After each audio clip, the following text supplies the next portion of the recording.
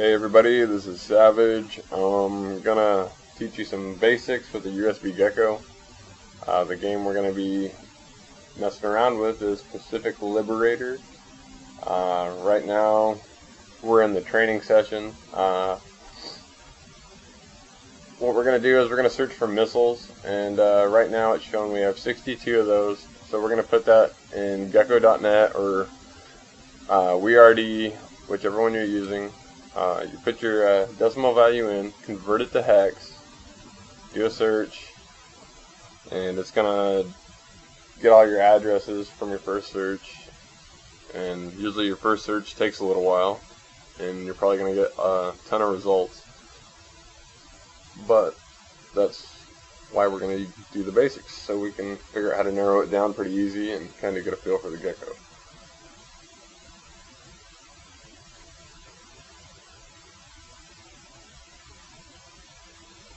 Once we get our addresses narrowed down, there's a couple different ways to do a code, because a lot of times the address will change from level to level. One of the ways of doing it is to do a pointer search, where you take two addresses that do the same thing and you search for them in pointer tab right here, or on WeRD, whichever one you're using. The other way to do it is through ASM. And what we're going to do is we're going to go ahead and shoot off a couple shots. So now we have 60 for our missile count, and we'll put that decimal amount and convert that to hex, and we'll refine our search. Alright, we have one address left, so it's probably going to be it, so we'll go ahead and poke it and make sure. Yep, that was it.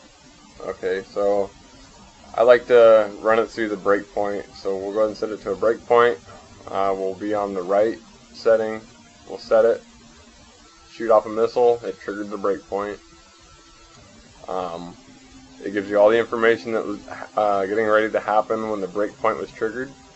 So we'll come over here to the assembly tab, or disassembly, I mean. First thing we'll try is on the store word STW, we will NOP it, giving it a no operation. So we'll assemble that. Okay, and we'll shoot a missile. Lots of missiles, and we're not losing any in our count. That's one way of doing it. So we'll go ahead and restore this though, because there's a couple other things you can play with in here. This sub immediately function, we can turn it to an add immediately. And in turn it should, every time we shoot a missile, give us a missile. And yeah, that's working too. We'll go ahead and put it back. So that's a couple of different ways you can do it. Some of the LIs, if you find the right address where it's writing to, you can make it so it just constantly gives you 99 missiles or whatever you want to do. And that's just a few things you can do with the assembly. What we're going to go ahead and do is we're going to move on to the next level and double check that, see if that address changes or not. Some games you get lucky and the address never moves. Some, or actually most games, it does move. So we'll just hurry up and breeze through this training.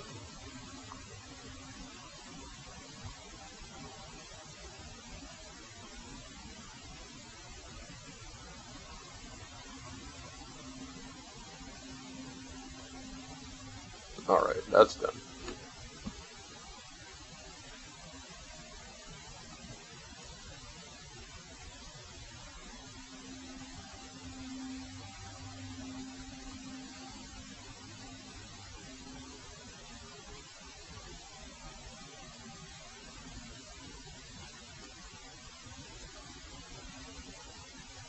Normally I would do a pointer search, but I just don't like the pointer part of Gecko.net. I prefer it on WeRD.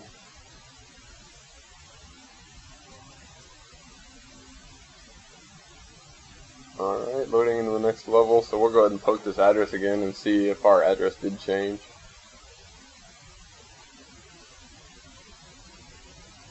Okay, so we shot a couple missiles. We'll go ahead and poke that address that we had earlier. And yeah, the address has changed. So with a code like that, you're going to want to do it in assembly or do a pointer search, which would entail researching all the values for missiles and getting your second address. What we're going to go ahead and do here is, we already went over the main missiles. Now we have 2 heat-seeking missiles. So we'll go ahead and do a quick search for those and see where that takes us. Okay, so we'll put 2 as a decimal into the value, convert it to hex, which will just be 2. We'll do a quick search on that.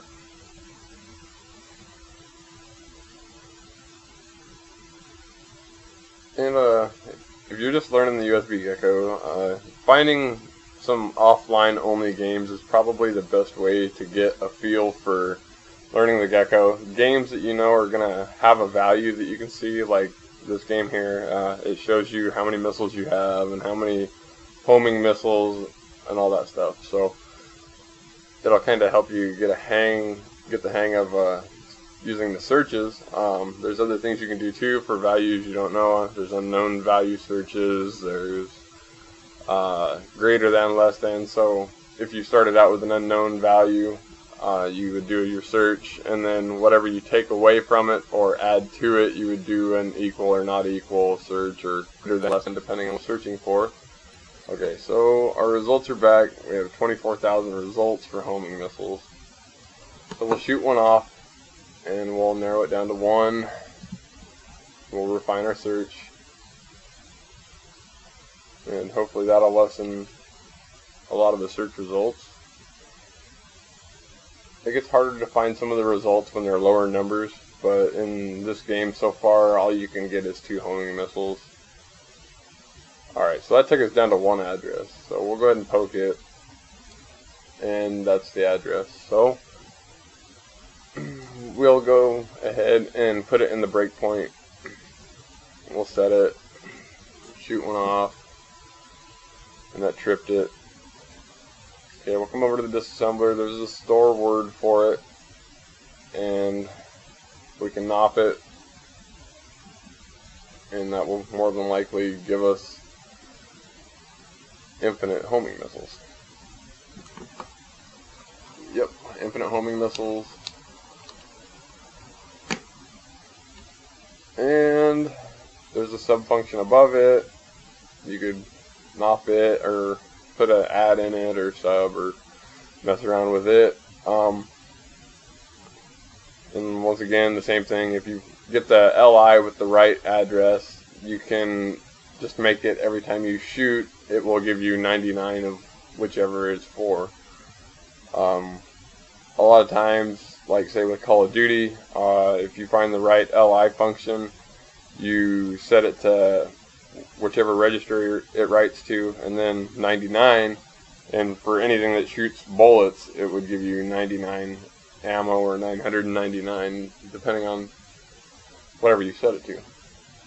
But that's pretty much it for this video. I hope it helps somebody that's just learning with the Gecko, and yeah, that's it.